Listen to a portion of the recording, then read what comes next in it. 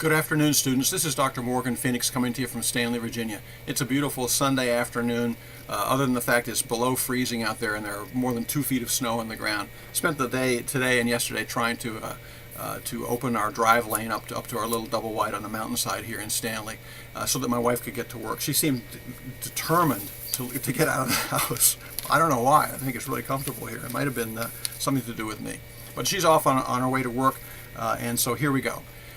The journal article critiques and the discussion board are doing fine.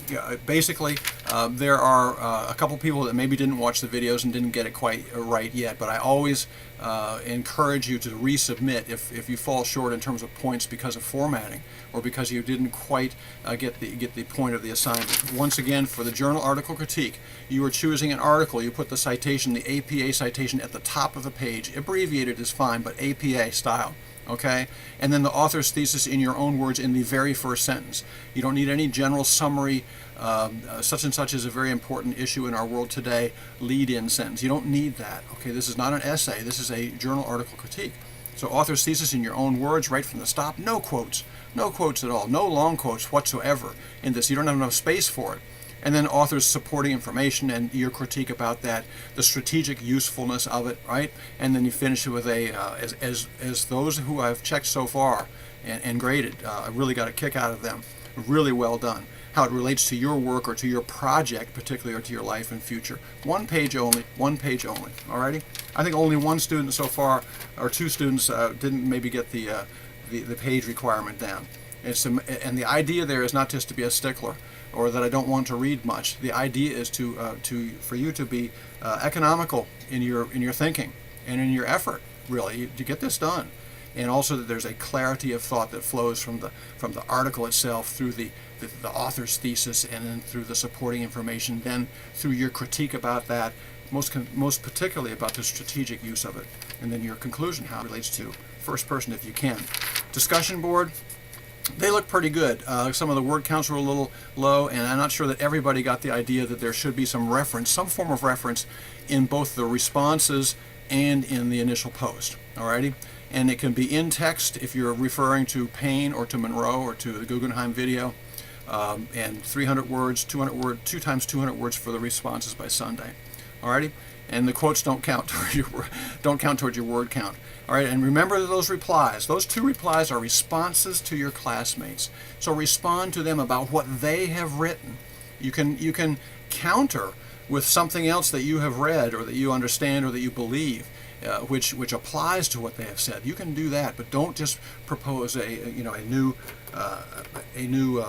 essay that you're just posting there, maybe that you used in another class. Please don't ever do that, okay? And your responses to one classmate and to the other next classmate should not be the exact same thing. Please. They need to be substantively different because they are responses to that classmate. Alrighty? Okay, concerning week 3, let's look ahead just a little bit, just briefly. Concerning week 3, you will be proposing your final project, and it's only a one-page idea document, a 1-page that will show some demographics concerning diversity and need and location, and then what you propose for that, alrighty, and then just a little bit about that, about how you're going to develop it, and that's it. 1 page, less than a page. I had some very good questions from students about possible projects, and here's one that really does apply. If you are involved in a program at your school right now, or if you're in the process with a group of people to building a school or building a program, can you use that for your project?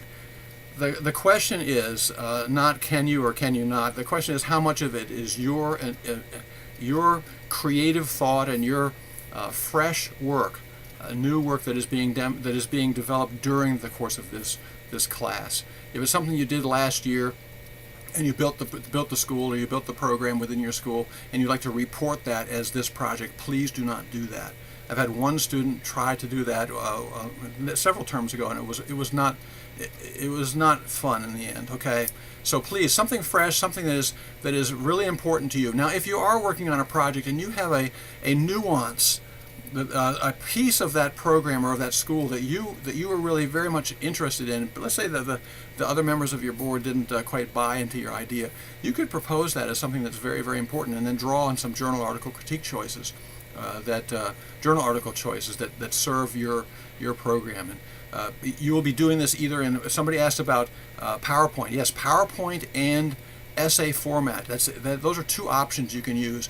The essay format is the standard way of doing it, though many people are choosing to do PowerPoints. It's a lot more fun in some ways. And there's a graphic representation on the screen for a PowerPoint with the text in the speaker's notes. And the speaker's notes then are typically in bullet point and outline format, or A, B, C, D, 1, 2, 3, 4, right?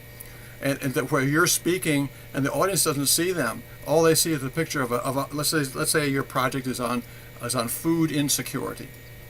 Okay, and you're developing a backpack program to hand out food to starving kids. Imagine starving kids in America, but that's let's say that's your idea. You have a picture of a hungry child, and that's all that people look at while you are talking about the demographics of hunger in these great American states, okay, and cities and towns, rural and urban. All kinds of issues about that. Okay, so the PowerPoint presentation is a very, very special way of doing it, where some form of graphic representation is served by hidden notes. It makes you the expert in the room. The person speaking then becomes the expert. Let me tell you about such and such, and you are grabbed by some major statistics on the screen, or a creative graphic of some kind, or a graphic that has people in it that draw us into the issue. Alrighty? But questions about that, just please get them to me, and I will try to reflect them back to the entire class in emails. I'm sorry about I haven't been able to do that this weekend. There were two very, very good things, and I've got to get back to you. But I've been moving snow here in Stanley. Any questions, please be in touch with me, and I'll answer you as quickly as I can, and I will then also try to reflect it back to the class if it is an issue that affects everybody. Hope things are going well. I hope you're looking forward to enjoying this course. It's almost over. Okay. We only have like 6 or 7 weeks left, and you're already fully on track, and it looks good. Once again, any questions, be in touch with me. And I want to thank you for this. God bless you all. And I won't show you the dog again. It's up here on the lap. As soon as it sees me in front of the computer screen, talking to the computer screen, it gets very, very curious. So here we go. Thank you all very much. See you next time. Lord willing. Bye-bye.